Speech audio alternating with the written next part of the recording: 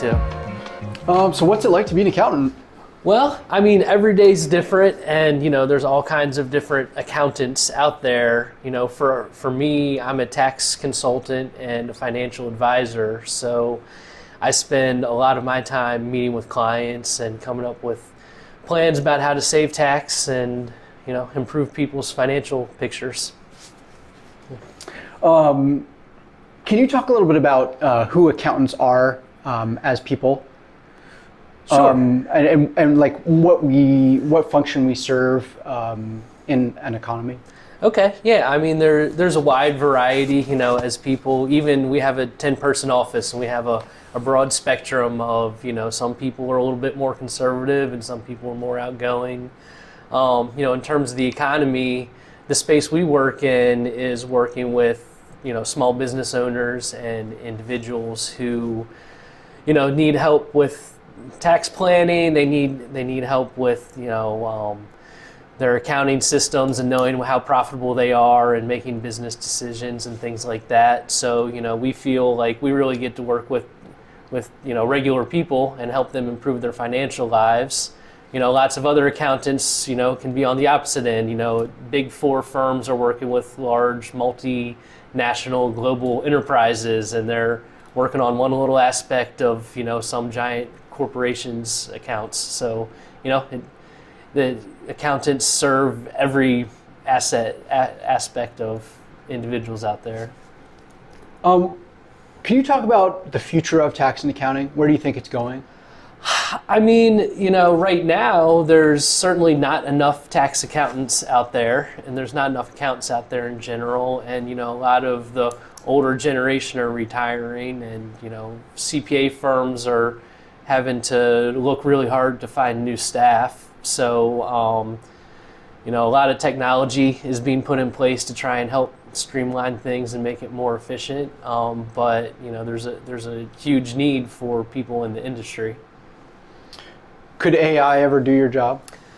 It certainly could do aspects of our job, and we utilize AI at our firm now, so we use things like ChatGPT to help us write emails and client letters and things like that. And it's a great tool that helps us spend less time on certain tasks and get things done a lot more efficiently and sometimes better. But it's never going to be able to replace everything that we do, I wouldn't think. In complex scenarios, for one, there's a lot of nuance that you need to make sure is really understood. And AI, at least where it is now, has big time gaps. So it can't take care of everything. And part of my job is a lot of interaction with individuals and helping them understand things. And AI is really not going to be able to handle that individual aspect of communication, I don't think. That's a common theme I've heard, is the personal aspect. Why should somebody become an accountant as opposed to going into finance or tech? I mean, it depends on the individual and what they're looking for. One of the things that I love about what we do is that working with small business owners, you can make a really big impact on individuals. Small businesses that start often, it's just the business owner and maybe they grow to 5, 10, 20, even 50 employees. They need a lot of help. Usually they know how to do something well. They know a trade or they know a skill and they can earn money from that, but they have no business training and accounting training. So it's really rewarding to help those types of people manage their finances, become successful based on, the great services they're providing to their customers. But they really need a lot of support from us. You take care of the stuff that they don't want to do on the back end. Absolutely, yeah. A lot of times they don't want to do it. They don't understand it, and they don't want to understand it. They want to do the thing that they do well, and then they want to be done. Could you talk about the wages in this profession? If you look at some charts, they'll show that adjusted for inflation, accounting wages are not rising as fast as some other professions. Is that something you can speak to? I mean, I haven't really looked at accounting salaries compared to other industries. I certainly have seen accounting salaries steadily grow, and I feel like, you know, coming out of college, this is a degree where you really have, you know, a skill set where you're extremely employable. So, you know, starting salaries I think are, you know, very reasonable. You can make a good living straight out of college, and, you know, you can almost certainly get a job straight out of college. And so I think that's a really good starting point. And, you know, there is a lot of room for growth in salaries. And also, you know, when you start in accounting, that also opens up a lot of other opportunities in the future. You know, if you graduate with an accounting degree and you start with an accounting firm and work there for 2, 3, 4, 5 years, you're not necessarily pigeonholed into being an accountant. You learn a lot about business and how business is run, and there's a lot of different places that you can go from there. You can go work inside a company, and maybe you're the accountant, but maybe become the chief operating officer or CEO of that company. You know, like our firm does, we do a lot of financial planning for clients, and so that's related to accounting, but it's not exactly accounting. So there's a lot of different directions you can go with it, other than just saying, you know, I'm an accountant for life because I got an accounting degree. Could you talk about the hours? Some people worry that they're going to spend 80 to 100 hours a week working. Is that true or common? I don't necessarily think that's true. I mean, in the past, I've worked some pretty large tax season hours. At the firm that I started out with, that wasn't necessarily required. You know, we had a requirement to work like 55 hours during tax season. And, you know, I wanted to be an overachiever, so I overdid that a little bit. And then when I left and started our firm, I worked a lot of long hours to try and get it off the ground and be profitable. You know, if you go work at one of the big four accounting firms, you probably are putting in some pretty serious hours. But there has been a lot of change over the last several years with, you know, people don't want to work that many hours, and a lot of CPA firms are out there trying to adjust to that. And we're a good example of that. You know, none of our employees work those kinds of hours. You know, during tax season, at most, you know, maybe they're working 55 hours a week during tax season, which, you know, is not that terrible compared to a lot of jobs. And then there can be a lot of flexibility, you know, other times during the year. Could you say one thing that you dislike about accounting?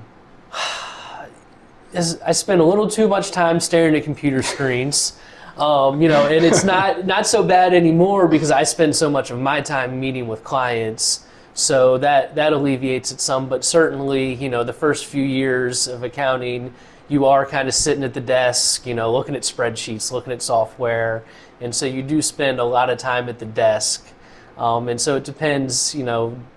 Certainly, firms try to do some things to get you up out of the desk and a little bit more interactive, and try to include staff, you know, in meetings and things like that, so it's not quite so monotonous. But that, you know, that can be the downside, which also can be the downside of a lot of other jobs. You mentioned tech and finance previously, you know, same thing there. You're going to be spending long hours sitting at the computer, and that's just kind of the nature of the workforce these days. Yeah, that's right. That's right. What's one thing that you do like about accounting? Yeah, I mean, my favorite thing is the human interaction side and helping people. Like I've said, I think a couple times, it's really awesome and rewarding when you help somebody achieve success in the business that they're in. So that's really awesome. And so I've always said my goal had been to spend more time talking about the work that we do and less time doing the work that we do. And if you do this long enough, that actually is, you know, an achievable goal where you spend a lot of time talking to your clients about the things that need to happen and what you're going to do for them, and then you can pass some of that work off to the staff and you know, get it done. Did you always want to be an accountant growing up? I didn't always want to be an accountant growing up. You know, I was always kind of a math-minded person, so something with math made sense. I was always a business-oriented person. My parents owned a small business, so that helped get me into accounting. When I was in high school, I started doing accounting work with their business. So I didn't always want to be, but it ended up being sort of a natural progression. Mm-hmm. So what advice would you give to somebody who's in college and they're selecting a major and they're considering accounting? Yeah, I mean, certainly one piece of advice is to take the lower level classes and see how you like it and how you do. It's funny because a lot of people that have a good math mind, it still doesn't always compute with accounting, because accounting is a lot of rules and things like that. And so just taking that first class and kind of understanding a little bit more about accounting, I think is the best thing, and see how you do and see how much you enjoy it. So you should be good at numbers, you would say? I do think you should be good at numbers. Computers and software do most of the calculations, but you have to be able to understand the concept of the numbers, and so it's more conceptual than actual math, but it is, it's sort of the same kind of thought processes. And if you are good, from a math perspective, then it's much easier to sit in a client meeting and they start spouting off numbers and they want to know, a ballpark estimate of the amount of tax due or what they need to do to get to a certain place. And so it helps to be able to sit there and do that on back of the napkin calculations. Why should somebody go to a CPA like yourself as opposed to just buying TurboTax or H&R Block or some other software? Yeah, I mean, like we said earlier, some of the personal aspects of it, the softwares you mentioned, they can be great, so for a straightforward tax return, somebody with a W-2 and a mortgage, I'm not going to be able to do the tax return any different than TurboTax in general. So, when their situation starts to be more complex, they have foreign earned income, or they have a business that they need to do the accounting for and do tax planning for. There's lots of credits out there that you can take against your tax that, TurboTax is going to ask you questions and look for those sorts of things. And so for everyday regular individuals, that works really well. But for clients that want, a little bit more help and certainly the advice. So, some CPAs do a better job than others about giving advice along with preparing tax returns. So our firm's very focused on, financial planning, and so we give advice along with not just doing a tax return. And I think that's really a lot of where the industry's going is, with software and AI, there's a lot more of the lower level tax returns that can be handled without necessarily a professional, but the advice side, generally you need to understand that individual and their goals and things that go into their life.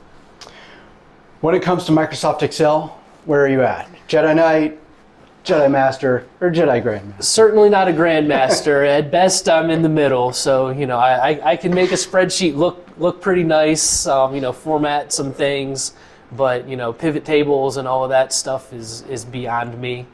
We have some need for it in the firm, and we have a couple people that can do, that high-level Excel work. And, so it just depends on what kind of accounting you're in. Certainly, if you do the right types of accounting for long enough, you're going to be really good at spreadsheets. But if you're like me and you're showing up to meetings and talking to people, then you're, I got left behind. The last question would be just maybe you can talk a little bit about this firm. So. In addition to being an accountant, you're also a business owner. As a managing partner here, could you talk a little bit about how this originated? Sure, yeah. I mean, it's been a really interesting and fun experience. So I worked for another CPA firm for 10 years, and we focused there on small business clients and middle market business clients and did a lot of high-level planning for them. And I also have my CFP, and so that firm, we weren't doing full-on financial planning and we weren't doing investment management, and that's what I wanted to do. So I left that firm and we acquired two small CPA firms from CPAs that were retiring. And so we used that as our baseline to start our business, and we got a couple employees from that. And we started a wealth management firm at the same time.